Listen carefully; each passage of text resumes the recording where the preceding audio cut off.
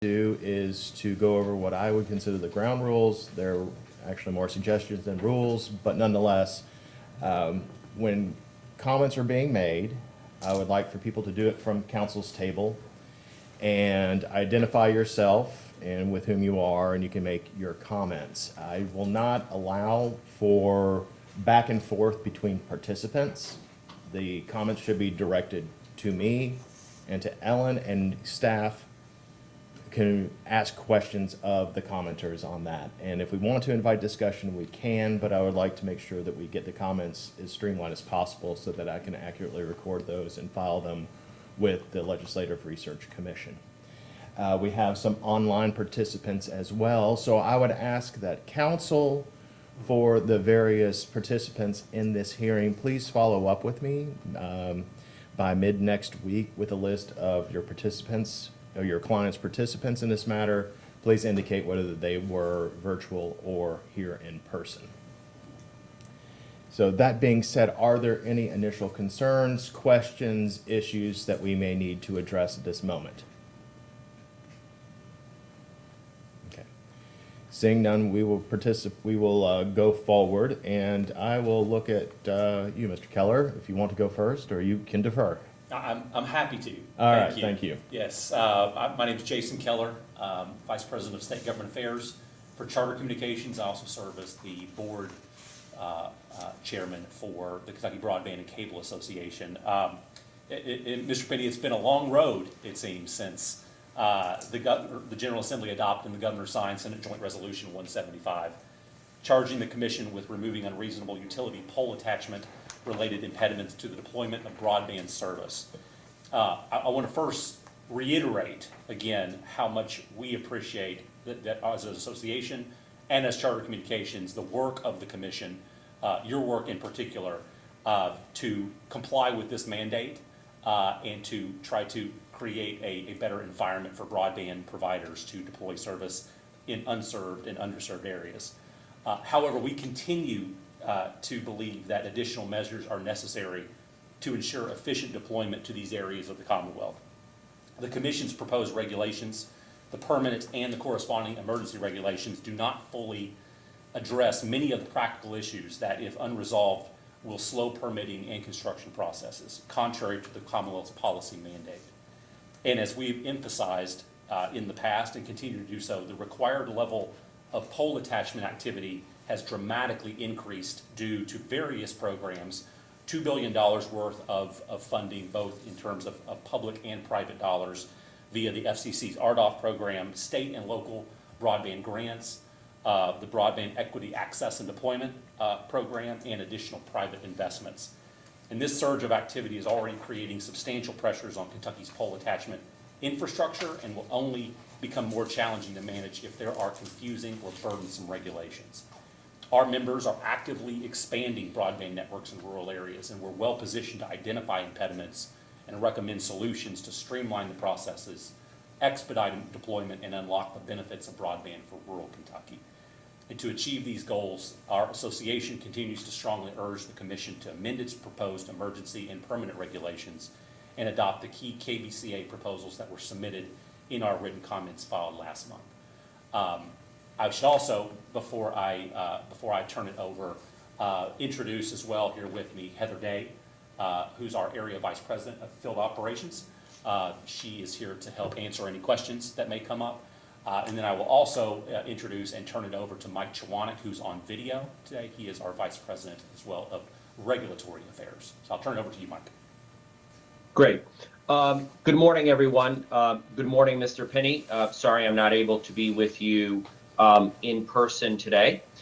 We've obviously filed extensive written comments in previous segments of this proceeding, and what I will do is just kind of briefly highlight some verbal comments here, and we'll obviously be supplementing them with written comments tomorrow. Couple of points I wanted to raise. First, on the topic of what we refer to as mixed-use poles. We are again requesting that the Commission confirm that its regulatory definition of a pole includes any pole that is used for distribution purposes, any mixed-use pole as we view it. These is an issue we talked about at the hearing last month. There was extensive back and forth on the topic of access to transmission poles. I would note that, after the hearing last month, we did in fact look at our data and the representations that KU made relating to the fact that these poles, as a general matter, represent a small number and represent a small percentage of the poles that are in play in terms of our build out. That being said, from our perspective, we want the option to be able to attach to these poles. There's certainly a recognition at times that attachment to these poles can be more costly or more complicated. But from our perspective, that's a decision that we should make, and they should afford us the option to attach to these poles.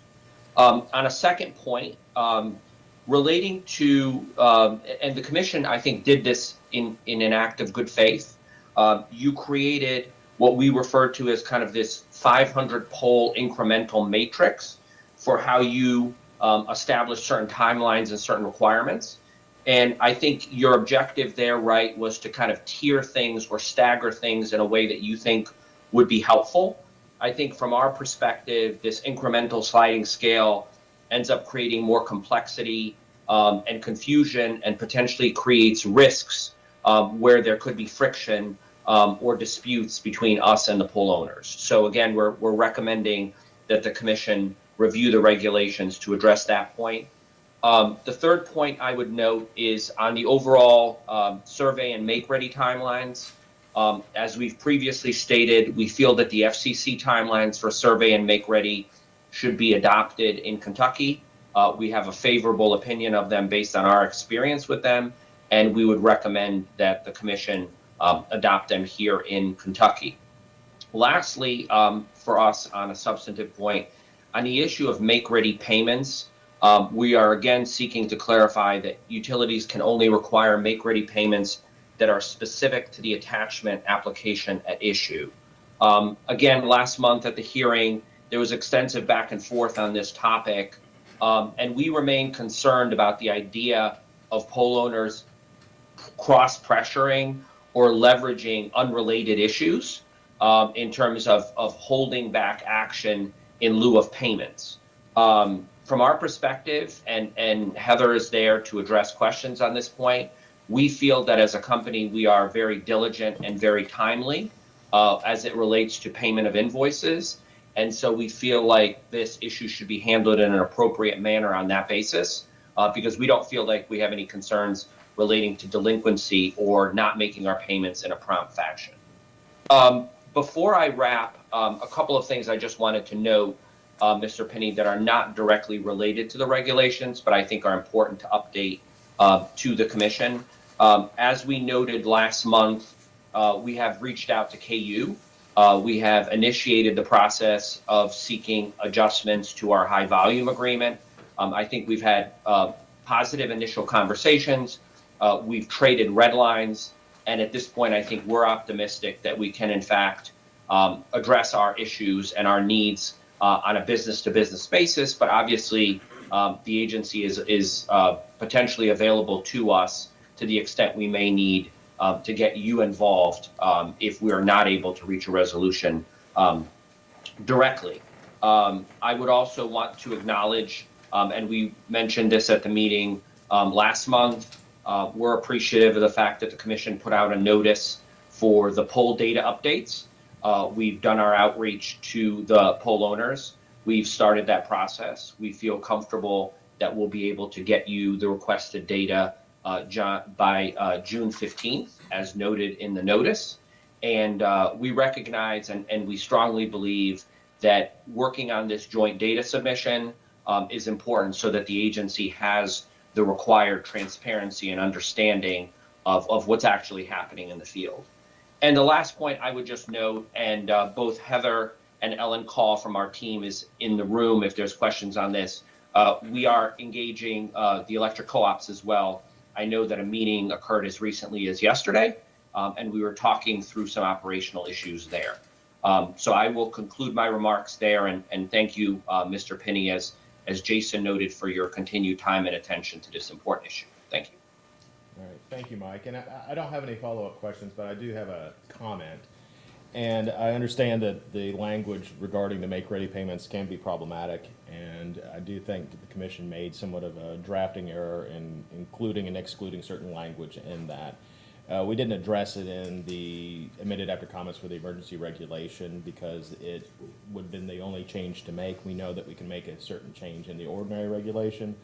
And so for the participants in the room and for those that are listening, what I will recommend the commission do is issue a notice or an order in the administrative docket requesting language to address that particular issue around that.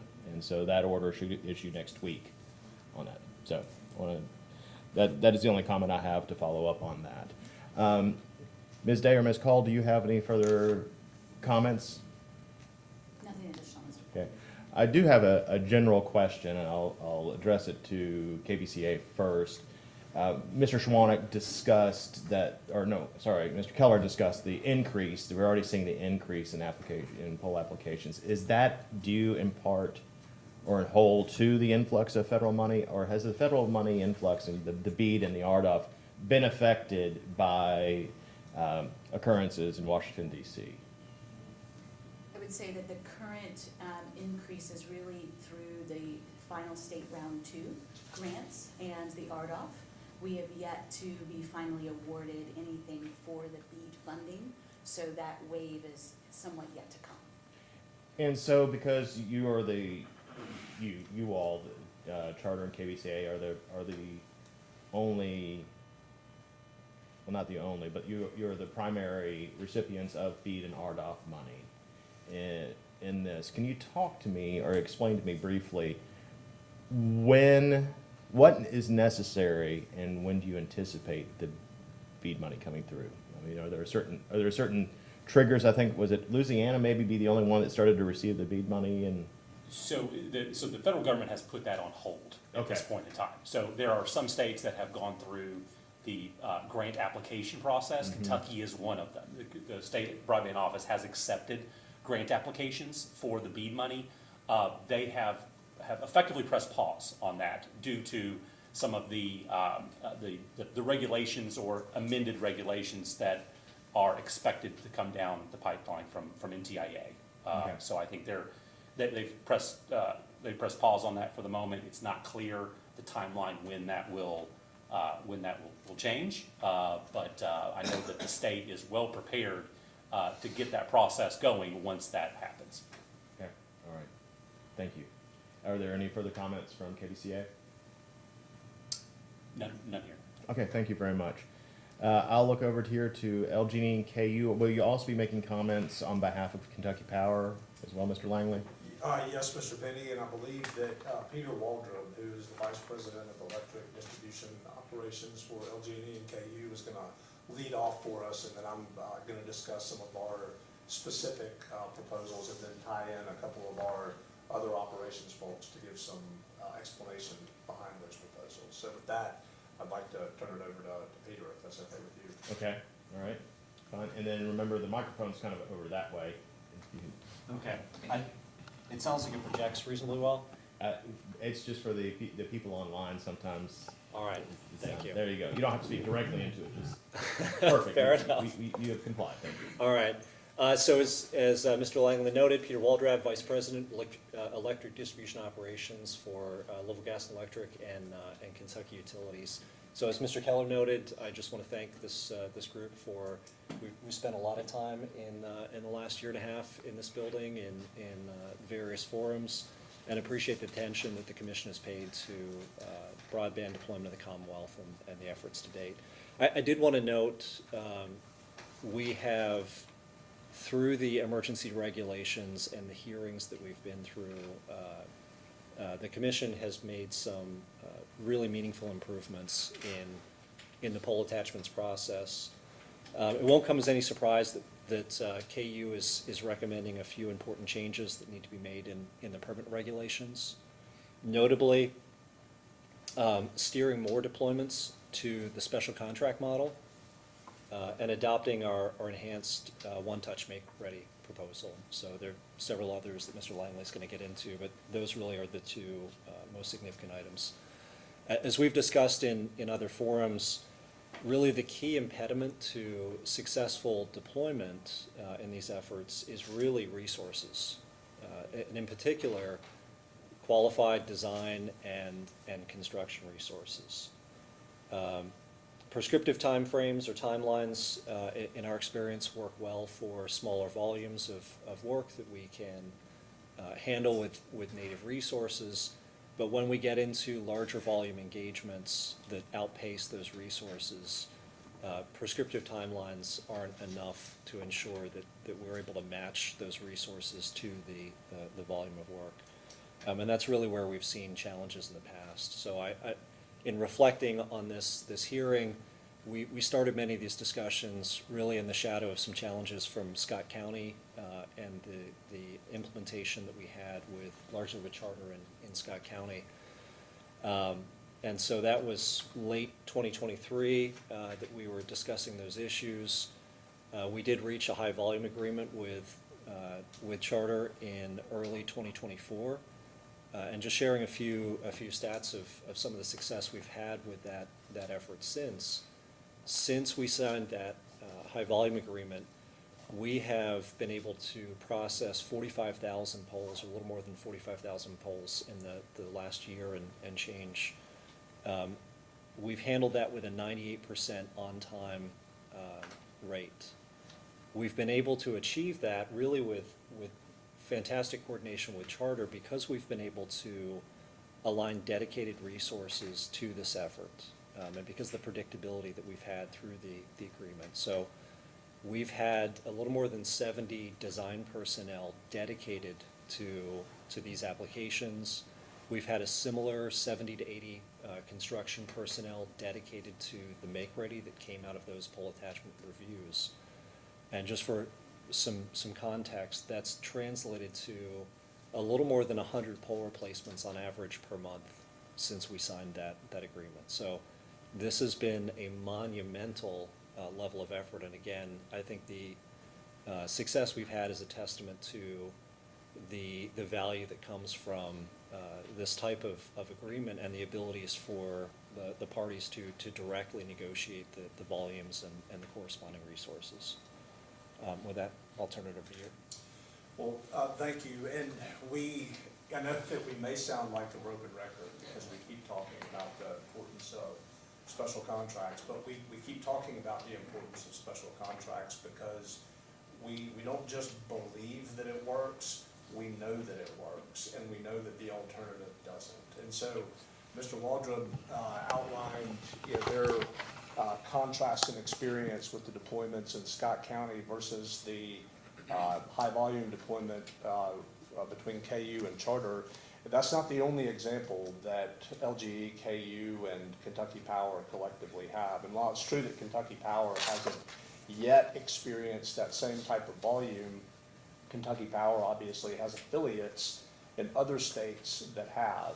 And the collective experience is that when attachers are essentially relying upon this 3,000 poll per 30-day period allowance under what the FCC reg says and what the Commission's proposed ordinary reg says, that it really leads to disappointment and to delays and to frustration and unfortunately often to complaints.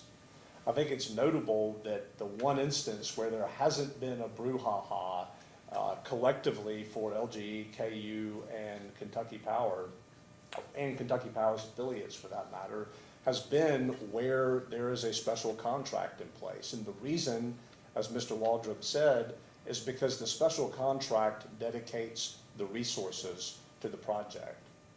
The expansion of timelines does not. The expansion of timelines does not move the parties any closer to addressing the resource concern.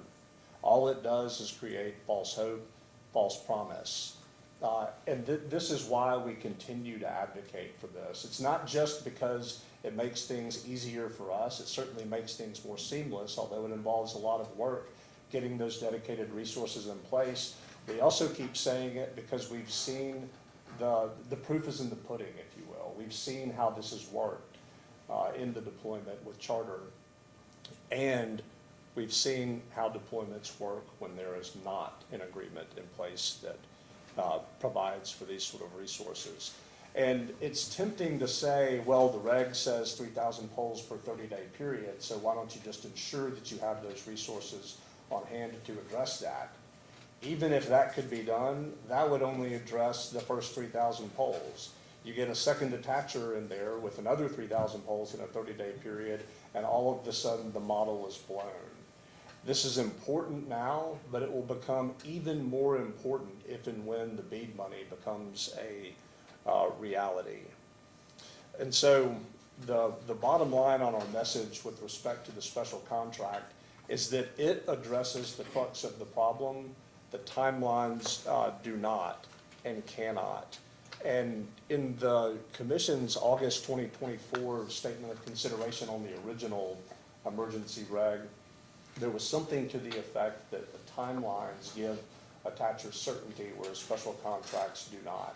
We completely disagree with that statement. We think the reverse is actually true, and that it's the special contract that gives the certainty because it allocates and provides for the resources.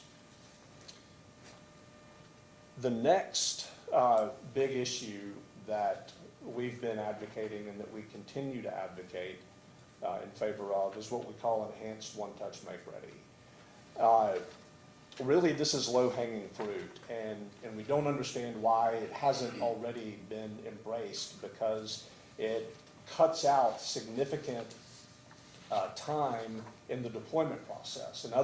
In essence, it treats all make-ready in the communication space the same as what simple make-ready would be under the Commission's existing one-touch make-ready rule.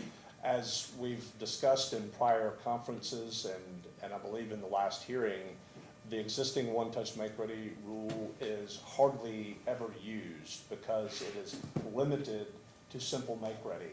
And if there's one pole in an application that involves anything more than simple make-ready in the comm space, then the entire application falls out of the OTMR process. Under our enhanced one-touch make-ready proposal, it dispenses with that distinction between simple and complex in the communication space and empowers the broadband deployer to do all make-ready within the communication space without any further delay. The Commission, in its proposed ordinary reg, has actually gone the other way by extending what we call the waiting period before the new attacher can actually exercise self-help. So we think enhanced one-touch make-ready is not only the right solution, but low-hanging fruit. And incidentally, it's one that doesn't actually benefit the electric utility pole owner.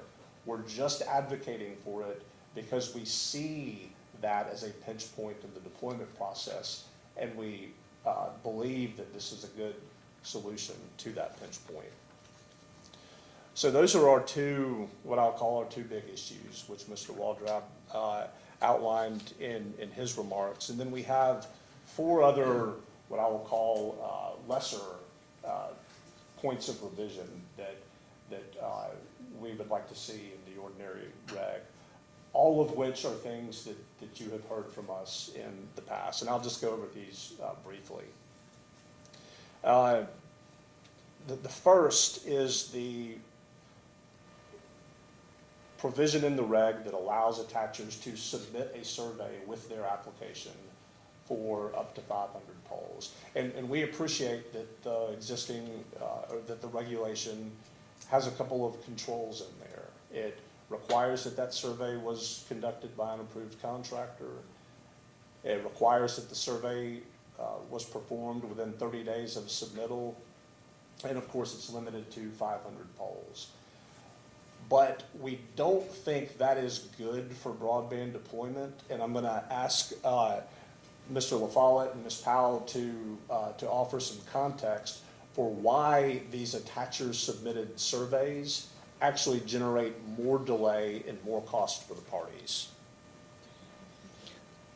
So, Mr. Penny, we've had multiple larger deployments where the model that KU has used to process pole attachment applications has consisted of the attacher providing a survey with a proposed make-ready solution, followed by a review by KU employees to confirm that that proposed solution matches up with KU's construction standards, safety and installation practices.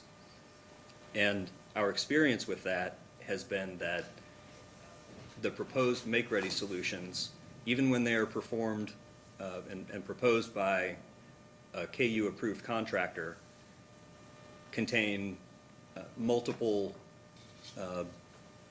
violations, nonconformities with KU's construction standards and the NESC. And so what we see is, again, even when that is performed by an approved contractor, we wind up having individuals from that approved contractor who are different from the review teams that are used on a regular basis by KU. And so on the one hand, we have folks who are not familiar with KU's standards, not familiar with our safety and construction practices, who are proposing make-ready solutions. In contrast, we have, in our normal practice, we have engineering contractors who are trained up on our system, are familiar with what our standards say and what we require, including the differences between KU standards and the NESC. And so they're able to propose make-ready solutions much more efficiently without going through the iterative process where the attacher's survey is submitted with errors. It's required to be resubmitted. The resubmittal contains additional errors or different errors. And we just have this long back and forth that consumes time, frustrates everyone, and delays broadband deployment considerably. So, Mr. Penny, the next issue that we would like to see revised in the ordinary reg is the provision that gives attachers the right to reprioritize their applications upon filing. But this too is something that we've raised in numerous prior meetings and in our written comments. And we think that this is particularly important given the Commission's recent order requiring additional reporting. Because one of the early issues, as I understand, that KU and Charter faced when they were attempting to report on the backlog was agreeing on what the backlog actually was, some of which was a function of this reprioritization that was going on voluntarily before the reg was in place. There are actually two other points points of revision that we would like to propose. Those will be in our written comments, so I'll gloss over those so I can address a couple of the points that Charter raised. And we will be submitting written comments, more fulsome written comments than we submitted in connection with the emergency reg, and we'll be sending those to you tomorrow or Saturday by the deadline, which will go over really everything that I've just said today, plus some of the additional minor points. But there were two things that KBCA and Charter addressed that I wanted to respond to. The first is the mixed-use pole issue. Our position on this issue is well documented in writing and in video. You just can't treat transmission poles the same as distribution poles. A transmission pole with distribution underbuild is a transmission pole. It is not a distribution pole, and it still requires the same level of care and attention in both the engineering and in the construction that a transmission pole requires. And so while it's possible that there could be some sort of subsequent commission proceeding that addressed a separate timeline and process for transmission pole access, doing it haphazardly by rolling transmission poles, even a subset of them, into being treated like distribution poles is not the answer. The second thing that I wanted to raise, which is also something that you mentioned, Mr. Penny, dealt with the make-ready payment issue. We think that the reg as drafted is pretty clear because it's not tying up projects based on payment of other unrelated make-ready estimates. That's not it at all. It is simply saying that all survey costs must be paid to date before the utility proceeds with the make-ready project. And that's because the survey costs are owed no matter what. That's different than the make-ready estimates, because the attaching entity has the option when they get the make-ready estimate of saying, whoa, that's too expensive. We don't want to do that. Maybe we'll consider something else. Not true for survey. Once they submit the application, they are on the hook for the survey costs. And with that, unless you have, or unless any of my clients have further input or you have questions, that will conclude our verbal remarks. Thank you, Mr. Langley. I really have no questions. This seems like deja vu all over again. Do that, but I will give, even though I was saying we weren't going to engage in kind of a back and forth, I will give KVCA an opportunity to respond to some of the issues that you've raised. Not that they're new issues at all, but just in the interest of fairness and fleshing out the record, if that's okay. All right. So, Mr. Schwanek or anybody from KVCA or Charter? I guess I will thank you, Jeb. Danielle or Paul Werner, I'm not sure if you guys want to weigh in on any of those specific points or if you want the record to rest. Thanks, Mike. I can weigh in briefly, and Danielle, perhaps you can as well.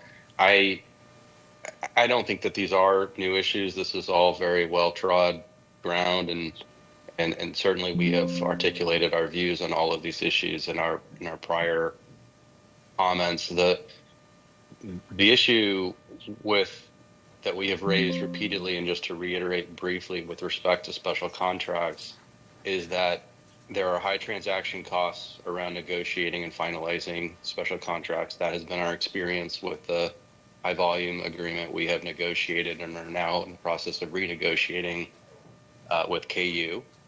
And it creates uncertainty. What we have asked for all along are clear rules of the road so that we know and can plan and can proceed with building rural broadband with certainty and efficiency. Creating a world of special contracts is completely counter to that.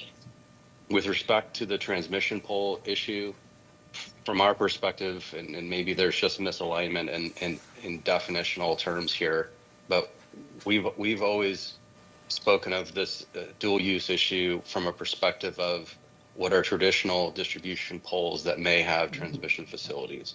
We are not talking about massive steel structures, which we understand as Mr. Chwanek explained at the outset, may require different considerations, but we don't want to have a special process for inline distribution poles that may have some limited transmission capacity.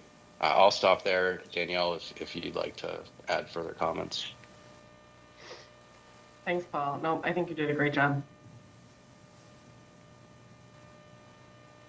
Alrighty, well, I appreciate you all responding to that. LG&E, KU, Kentucky Power, it's odd to lump you all together in that, but any other comments? Okay, so I think the next representatives in the room that I see would be from the cooperatives. Somebody please make way for the cooperatives. I'm not gonna choose favorites here. Well,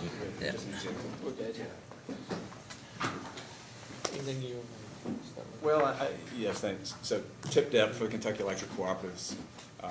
And rather than repeat the deja vu all over yet again, we will be filing some written comments, and so I'll reserve a lot of the discussion on the legal issues and sort of the basic positions for that written advocacy. But I do think Mr. Perry would like to talk. We have only within the past several months begun to receive the volumes of attachments that have been forecast for a long period of time. So the work is starting. As you know, as you heard a month ago, we think the regulation is generally workable. I think if we had to lump ourselves in anywhere, we generally agree with everything that the investor-owned utilities have said with respect to some of the challenges they're experiencing. But I think there could be some value in the commission hearing from Mr. Perry about some of the sort of on-the-ground challenges factually that we're experiencing. Yeah, thank you, Mr. Penny. Yeah, sometimes you think of nostalgic times. Mr. Flott, I kind of think when I was in your shoes as an engineer and some of those things, when a high volume request of pole attachments would have been 10s to 20s. And, you know, in a year, we'd see 100 pole attachments back when I was doing some of this. That's not the case today. I mean, there are many reasons, you know, the need of broadband throughout our communities. And if anybody would understand that as much as any of these companies in here, is electric cooperatives, where, you know, businesses and homes and schools in these rural areas, we want to have access to that. It's one of the fundamental things we want to see is our communities have the same privileges and benefits that may be seen in a bigger city or in a more urban area. So we understand that, and we're certainly on board with that. We're working hard to get this, but we're running into the practical challenges of resources, of resource adequacy. You know, many of the electrical contractors that work in our state overlap with all the utilities that are represented in this room and the cooperatives as well. They're the same names, and many of the times the same leaders and the same foremen that you would see for these electrical linemen are in the same places. So it's not as easy just to say we're going to call up linemen and say let's go do this. That is just not as easy as you think, especially when the constraints exist across the country at this time. You know, this same deployment is happening all across the country. So we're fighting that challenge. We're ramping up resources, and some of the inconsistencies we've had throughout this whole regulation process. We've added contract crews, anticipating some time frames. We've had to let some of those go. Now we're trying to get them back. And I appreciate Ms. Day here. We have met. We're going to talk more about it. How do we make this better? You know, I think we're still in the early stages of this regulatory process. If you think, Mr. Penny, we've been working on this for many years, and then we kind of got the wrinkle thrown in where had to redo this on the emergency side of this.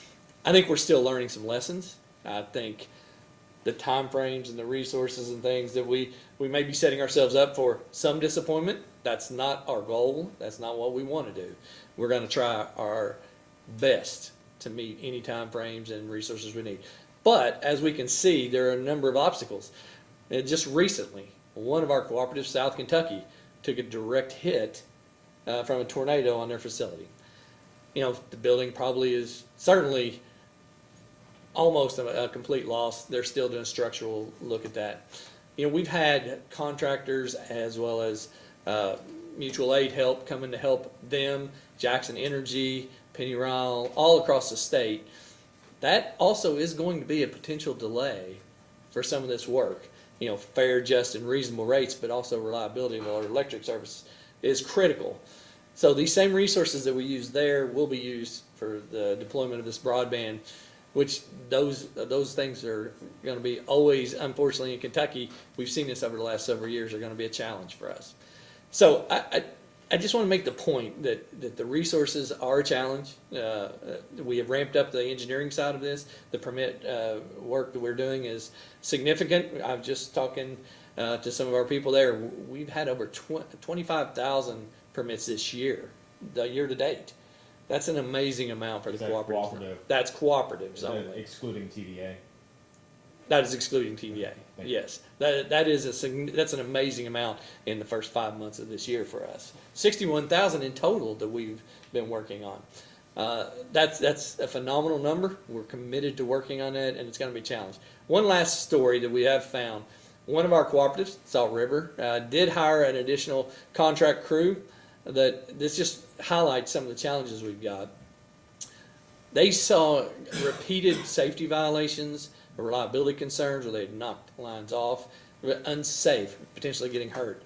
They had to let that crew go. So once again, we're not going to sacrifice safety. I've said this many times in these proceedings. We're not going to sacrifice the safety and reliability of our system in the quest to gain speed on some of this. We get it. We understand. We're going to work with Charter. We're going to work with all the communications companies to make sure this is done well. But I just do want to reiterate, that is a challenge. We will be filing written comments on all these other ones, and we hope to continue to engage in this dialogue.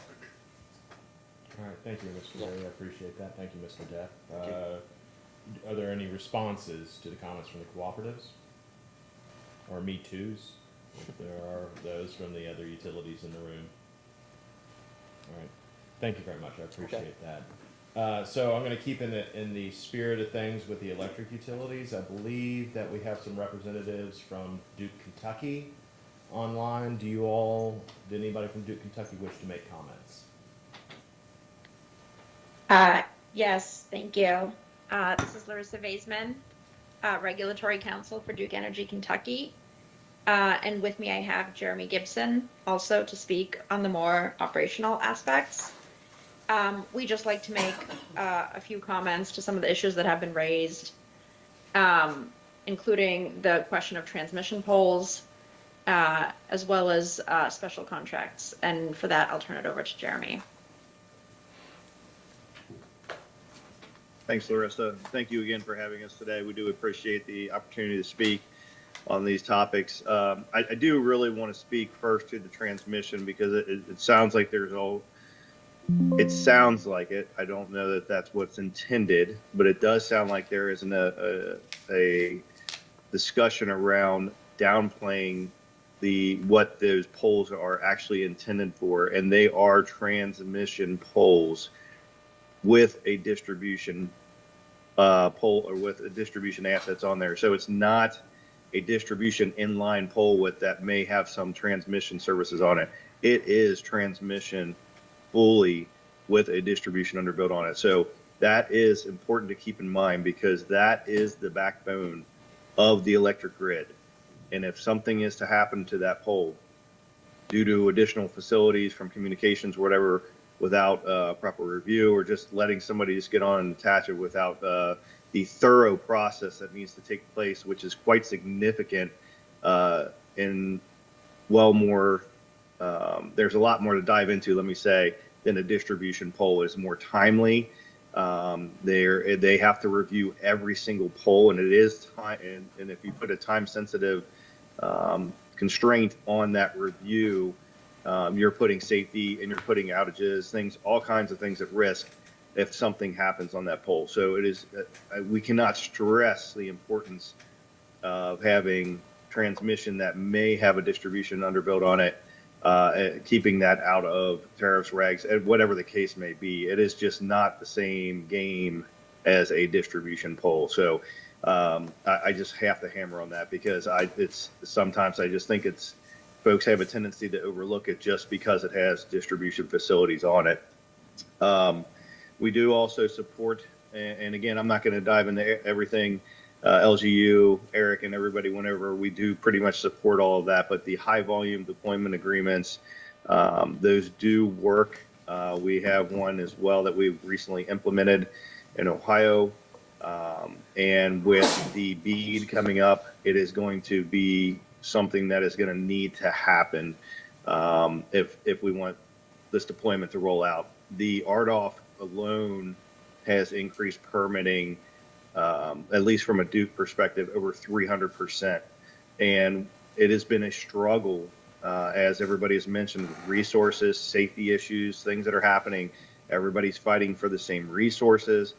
Everybody is stretched thin, and it's only going to get worse with BEAD. So the high volume deployment agreements are a good way to challenge these deployments as they roll out. And as Eric mentioned, if you have, you could have 10 attachers that each want to submit 3,000 poles per month, and how you do that under a reg without a special contract in place, it's just not going to be possible. So I did want to hit on that for a minute. The other issue is, and I don't think this is the biggest one, but I think charters talk about the payments being held up on, make-ready payments for other jobs, holding up other make-ready payments or other jobs. So I don't think that's necessarily going to be an issue if it's something that you can be dealt with contractually. But to Eric's point, yes, the survey, once that comes in and we've done the work, that work has been done. That has to be paid. Those are the kinds of things. They always have the opportunity to pull out the make-ready, even though if we go forth with acceptance from the attacher and invoice it, they still have the opportunity to back out of it without paying for it. So that is different because we're not doing that work until it is paid.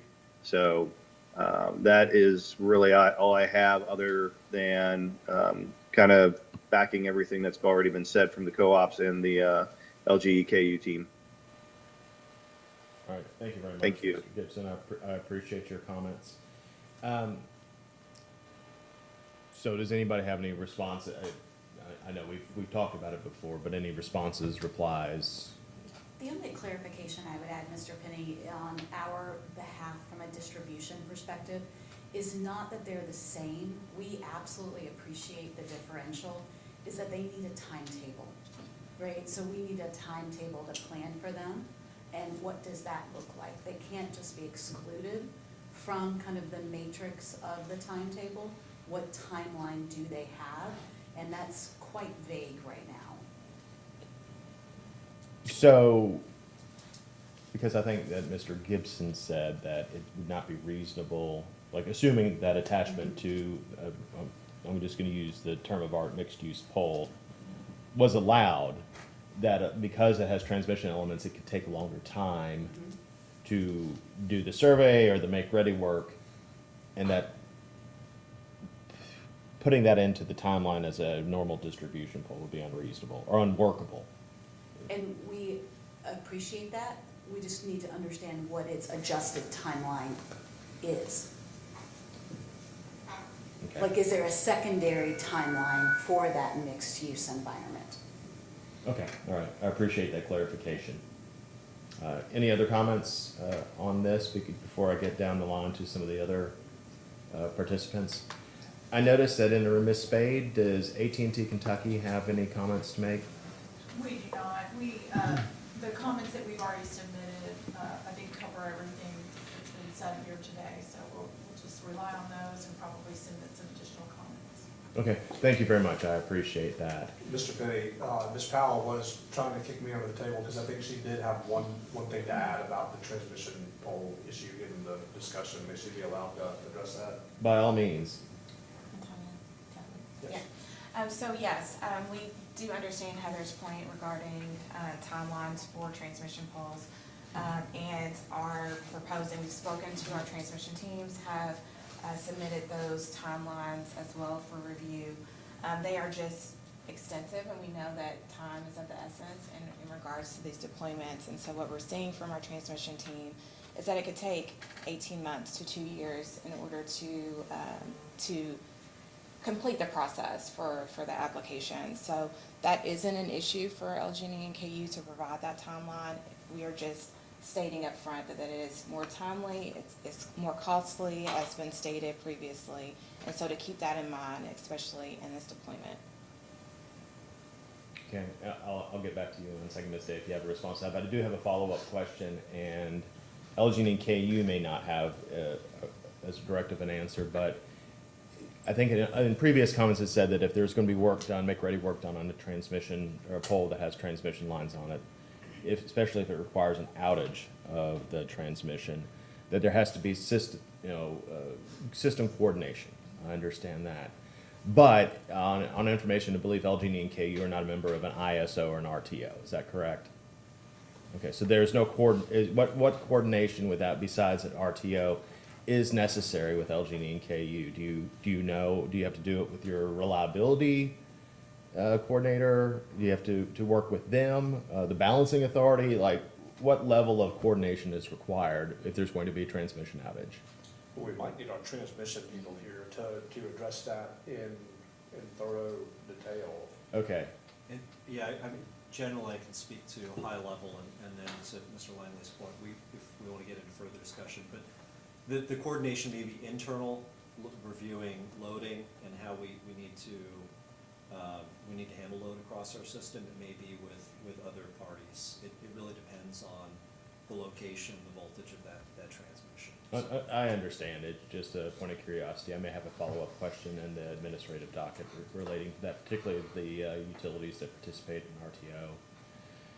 In this, that may have to coordinate transmission outages. Like I know they have to coordinate generation outages with their RTO.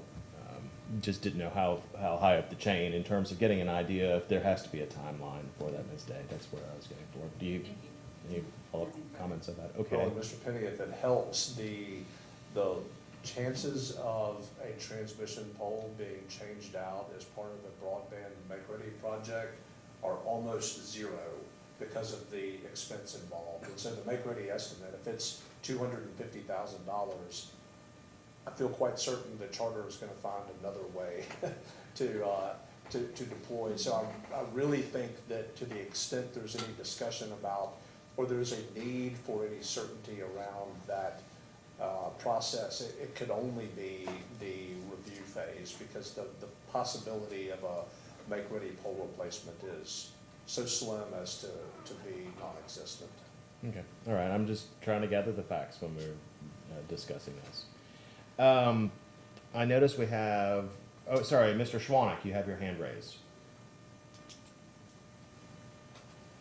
Yes, Mr. Penny, we can address this, further in our written comments, but, I would just note based on this exchange that practically speaking, if we're talking about a 2-year time period to get some kind of an analysis done by the pole owners, the practical implication of that is that these poles end up being, off bounds, right? Where they're not in play, right? We can't wait 2 years to figure out whether there's an opportunity to attach to one of these mixed-use poles, right? So, we'll offer some further comments on this, in our written submission, but the idea that we'd be waiting, for 2 years to even get a response back seems highly problematic.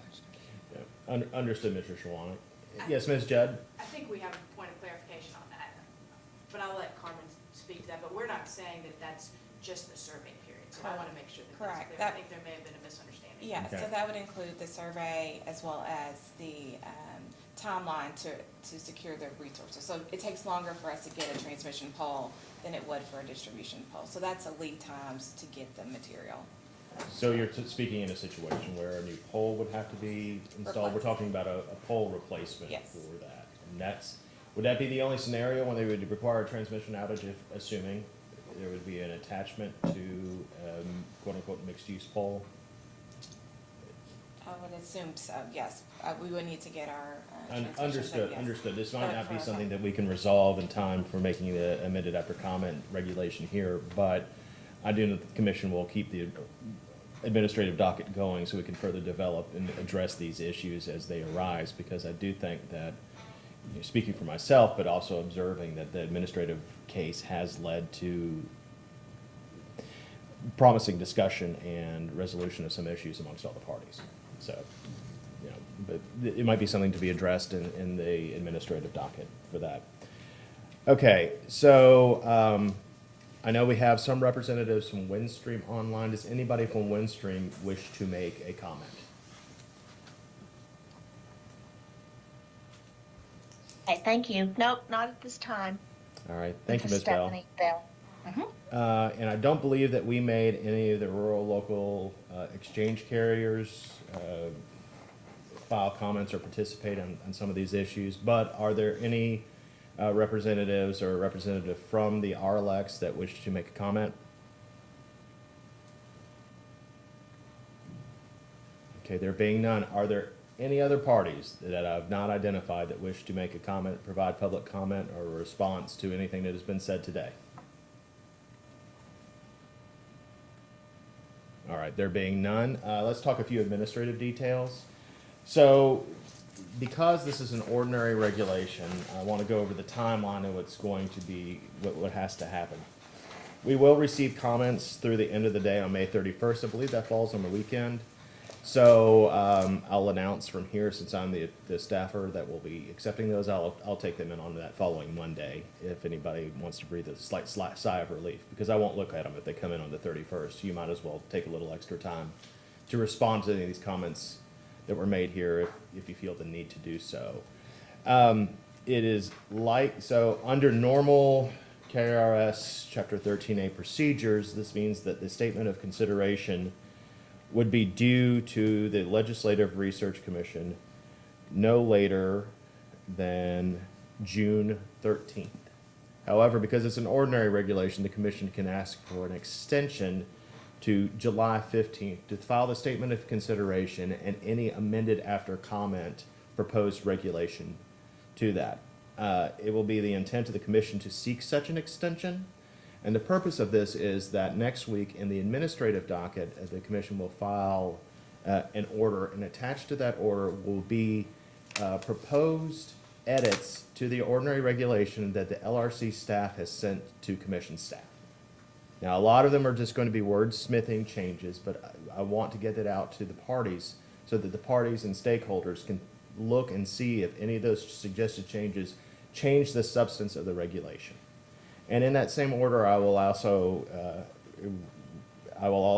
make a recommendation to the commission to include a specific request for language to address the what some people perceive to be, some parties perceive to be concerns regarding clarity over make-ready work, or the payment for make-ready work, or for the survey work, just to clarify that, to use that.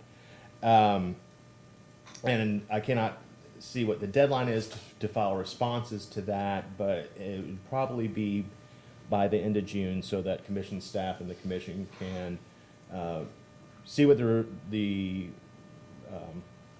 responses are, make the necessary edits. It's not tedious because it is my job to do so, but when you're amending a regulation after comment, that it does take a bit of time to go through and make sure that you have it correctly, and the coordination with the LRC. And if we have that July 15th deadline, we need to make sure that we, the commission, has a draft to the LRC in advance, so that you can have a back and forth, so that when you go to file that regulation on or before July 15th is accepted. Because if you don't meet that deadline, the regulation is void as a matter of law. And that would be unfortunate for us. The other thing that I have is the emergency regulation is on the agenda for the June 11th hearing of the Administrative Regulation Review Subcommittee. So that will be at 1 p.m. on June 11th. I will be the witness or the representative for the commission who will be testifying to that. I will be there in person as well. And if the ordinary regulation, if it's not on the August agenda, would then be on the September agenda for the ARRS. Are there any questions regarding that? Ms. Judd, I see. Well, I was trying to look it up very quickly, but I thought it was June the 10th. Okay, so June 10th. It's on my calendar, and you all can know. I apologize. Okay. Yeah. Sorry, it was May 11th, and then it got pushed to, then when it was bumped to the next one, it's June 10th. Thank you very much for the correction. Ignore what I said and listen to Ms. Judd.